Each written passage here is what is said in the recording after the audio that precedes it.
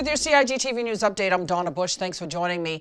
We begin with news from the Department of Commerce and Investment as Head of Compliance and Enforcement CLAUDIA BRADY explains the details of a requirement by the International Financial Action Task Force for the DCI to now supervise designated non-financial businesses, particularly those who deal in precious metals and stones and those in the real estate industry. Based on that requirement, the DCI is now starting to reach out to those businesses that we are required to supervise. And the supervision really is around to ensure that businesses that are conducting those particular types of businesses are conducting their due diligence to counteract terrorist financing, and also to ensure there are no money laundering being conducted within their business. So based on that, because this is a new activity for the Cayman Islands, we have started, the department in particular has started reaching out to those within the industry that we are supervising to gather some data as it relates to the industry. Hence, we did the release last week to warn persons or advise persons within the industry that the department will be reaching out to them to gather information and do questionnaires so we can have proper data to ensure that you or the business you're involved in is collecting the information that is required. And this information that we're collecting is to get us as the department prepared and ready for our assessment that will be coming up in December of this year. And that is what is considered the fourth round of mutual evaluation for the Cayman Islands. That evaluation will be ensuring that the Cayman Islands, or the DCI, is in compliance with the international requirements of supervision of the DNFBPs. So this exercise that we're conducting now is not, I don't want businesses to think that they're being penalized for anything.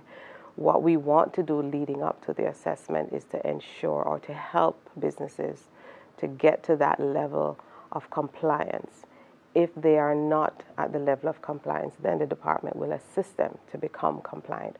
What measures they need to put in place, what information they need to have within their business, what training needs to be done. So when someone from the department reaches out from the compliance and enforcement section to say, we would like to speak with you and ask you some questions in order to fill out the questionnaire, I encourage all the businesses to be as cooperative as possible so we can collect the information to help you as the business put what needs to be put in place to ensure that you're compliant with the international requirements and even the department to ensure your business is not going to be used for money laundering or financing of terrorism. And in other news, the summer holidays are almost over as children across the Cayman Islands get ready to go back to school. Let's take a look now at the list.